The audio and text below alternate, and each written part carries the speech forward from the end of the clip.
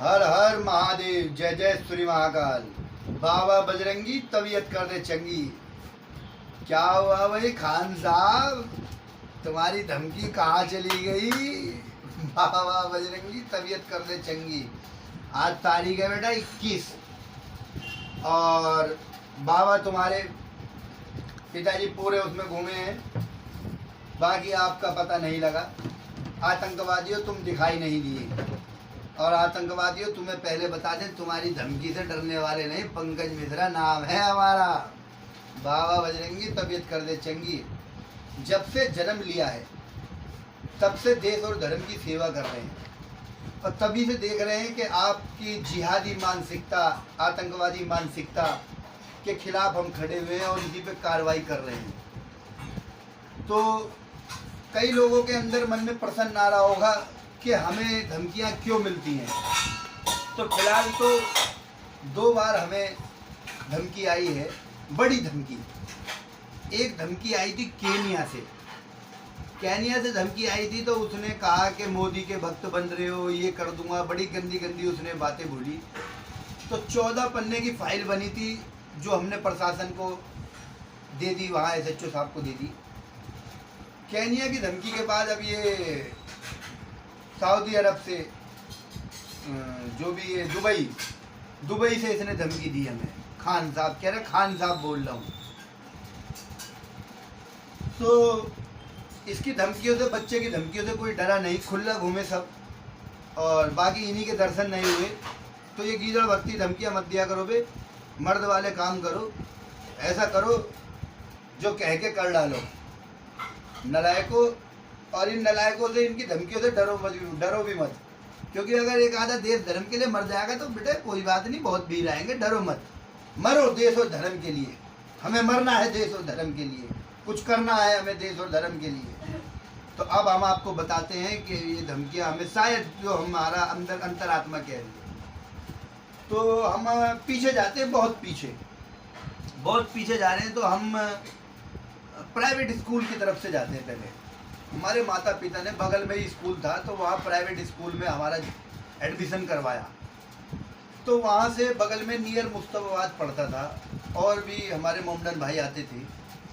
तो वहाँ सबसे बड़ी इनकी हरकत जो हमें अच्छी नहीं लगी, वहाँ मान लो 7 साल 8 साल के बच्चों का एडमिशन प्राइवेट स्कूल में 5वीं 6ठी 7वीं में जो होता था, जो उसकी उम्र थी उसी क्लास में वो बच्चा था। पर ये हमारे कुछ मोमडन भाइयों ने, जिसके बच्चे की उम्र 16-17 साल, और वो बच्चों का एडमिशन करवा रहे हैं 7वीं में 6ठी में, वो उन बच्चों से भी उम्र में काफ़ी बड़ा था। तो जाहिर सी बात है सारे बच्चे उससे दबेंगे और थोड़ा डरेंगे भी। एक हम ही ऐसे हुआ करते थे कि हम डरते नहीं थे, हम कहते थे बेटा स्कूल तो हमारे घर के बराबर में, तुम्हें टाइम लगेगा, हमारे माता पिता और सहयोगी सब जरूर आ जाएंगे, इसलिए हमसे बदतमीजी मत करना।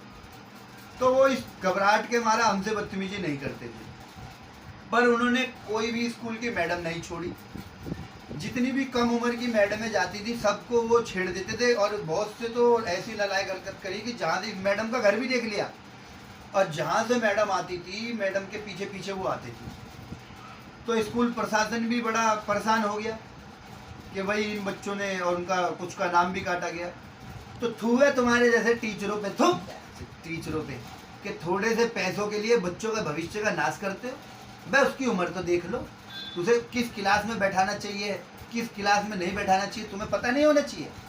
तुम्हें छोटे छोटे बच्चों के साथ ये बूढ़े बूढ़े बच्चे बिठा देते हो, इनका एडमिशन करवा के छोटे बच्चों के साथ रखना चाहिए, मैडमों को छेड़ देते हैं ये।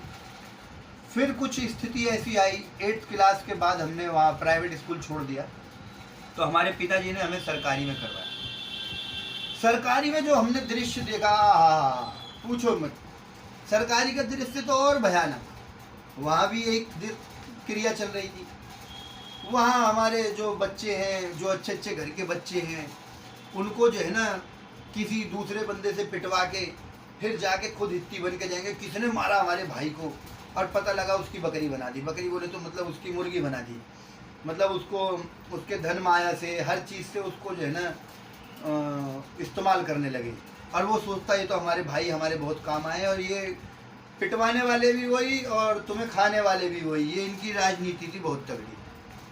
और इनका कहीं अगर युद्ध हो जाए, इनका अगर कहीं स्कूल में युद्ध हो जाए तो इनके सपोर्ट में जो बंदे आते थे वो 40-40 साल की उम्र के बंदे, 35-35 साल की उम्र के बंदे, जो कि वहाँ स्कूल में तुरंत पहुँच जाते थे 50-50 आदमियों के साथ, जिससे पूरा स्कूल दहशत में आ जाता था। तो ये छीना झपटी, किसी की बहन बेटी सुंदर होती थी तो उसे फंसा लेते थे, अब फंसाने के बाद उसकी वीडियो बना के सब में सप्लाई करते थे और हम इन्हीं बंदों की कुटाई करते थे। क्योंकि हमें अगर हमारे पास जो भी दरबार में हमारे आ गया कि हमारी बहन छेड़ दी या हमारा पैसा छीन लिया, तो हम उसकी सपोर्ट में ज़रूर जाते थे, चाहे वो हमारा मित्र ही क्यों ना हो, हम उसकी साले की दही तोड़ देते थे, क्योंकि ये हमारा कर्तव्य था, ये हमारा कर्म है। तो जहाँ 15-20 हज़ार बच्चे यमुना विहार स्कूल में पढ़ते थे, तो जब हम जिस मैदान में हम उतरते हैं उस कार्य को पूरा कर देते हैं। वे खान साहब सुन ले, तो जब हम यमुना विहार के स्कूल में गए तो आप सबकी औकात ख़त्म कर दी थी। बेटा नाम पता कर लेना, पंकज मिश्रा नाम है हमारा। किसी की औकात नहीं है कि किसी की बहन बेटी को छेड़ दे या किसी भाई शरीफ भाई से पैसा छीन ले। तो इस चीज़ पर रोक लग गई थी। और भला हो हमारे प्रिंसिपल का, कि बहुत अच्छे प्रिंसिपल आए थे, काफ़ी बच्चों का नाम काटा, कुछ आतंक उनकी वजह से कम हुआ। तो आज ये बात हम आपसे इसलिए शेयर कर रहे हैं कि कभी भी अपने बच्चे को, ये उन बच्चों का बेनिफिट उठता है जिन बच्चों के माँ बाप अपने बच्चों को अकेला भेज देते हैं, स्कूल में देखने नहीं जाते।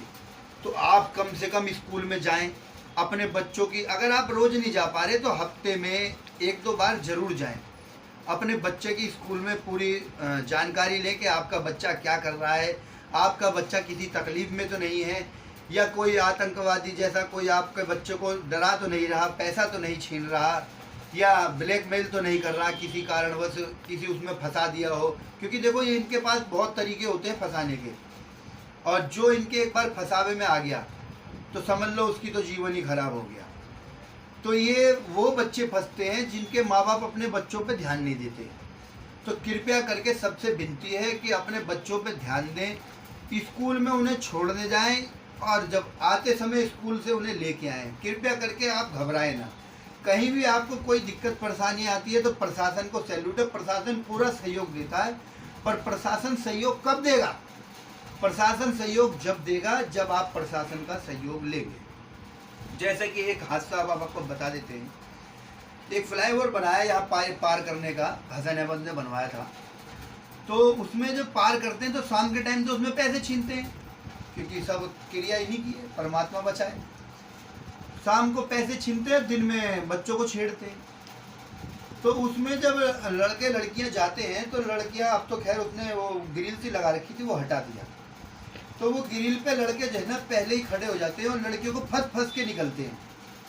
तो लड़कियां बेचारी मुंह बना के जाती हैं, तो उन्हें बड़ा गंदा लगता है जो लड़के टच करके जाते हैं उन्हें। और वो टच करना आप नहीं भी चाहोगे तो भी वो टच हो ही जाना है, क्योंकि इतनी भीड़ इकट्ठी हो जाती है वहाँ, और इन्हीं ये जानबूझ के उस भीड़ को इकट्ठी कर देते हैं। तो ये शिकायत हमारे पास आई, हमारी धर्मपत्नी ने हमें बताया कि पतिदेव ऐसे ऐसे कार्य हो रहा है। मैंने ठीक है कोई बात नहीं।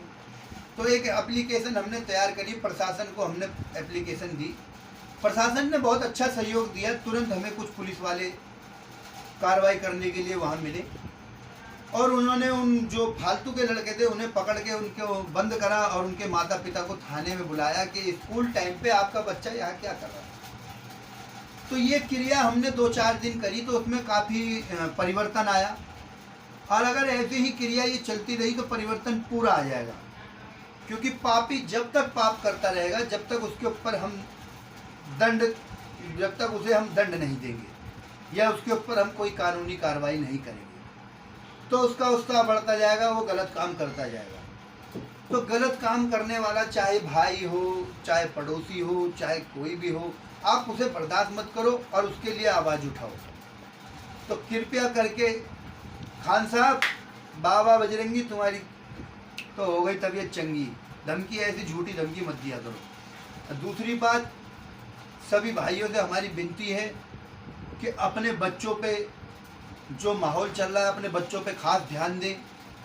स्कूल में अपने बच्चों को कभी अकेला ना छोड़ें, उन्हें कभी अकेला ना भेजें। स्कूल में छोड़ के आएँ और आते समय लेके आएँ। और टीचर से ज़रूर पूछें कि आपके बच्चे की क्रिया कैसी है, आपका बच्चा कैसा चल रहा है, कैसा नहीं चल रहा है, ये आपका कर्तव्य है। और उन टीचरों के लिए बता देते हैं कि जिनके माँ बाप पढ़े लिखे नहीं होते, तो हमने देखा है कि बड़ा गंदा व्यवहार करते हो, तो आपको शर्म आनी चाहिए। 70-70 हज़ार रुपये आप सैलरी ले रहे हो। सभ्यता सबसे पहले आपके अंदर होनी चाहिए। अगर उनके माता पिता पढ़े लिखे नहीं हैं, कोई सभ्यता नहीं है, तो आप उनके बच्चों में सभ्यता डालो, संस्कार डालो। अगर आप खुद असभ्यता से बात करोगे, क्योंकि हमने देखा है, हमारे ऊपर बीती है, कितने टीचर ऐसे हैं जो असभ्यता से बात करते हैं, जिन्हें बोलने की तमीज़ नहीं है। तो शर्म आनी चाहिए आपको। आपको अध्यापक टीचर बनाया गया है कि आपको ज्ञान देने वाला बनाया है, और आपके अंदर खुद ज्ञान नहीं है। तो सबसे पहले जितने भी अध्यापक टीचर हैं, चाहे रईस घर का बच्चा हो, चाहे गरीब घर का बच्चा हो, चाहे ठेला चलाता हो, चाहे कुछ भी करता हो, अगर वो स्कूल में आपके अपने बच्चे के लिए कुछ पूछने आया, तो आप उसको पूरा सम्मान दीजिए और उससे सही तरीके से बात करिए। तो यही विचार थे हमारे। बाकी अपने बच्चों पे बहुत ध्यान दीजिए। ये उन्हीं बच्चों का बेनिफिट उठाते हैं जिन बच्चों के माँ बाप अपने बच्चों पे ध्यान नहीं देते।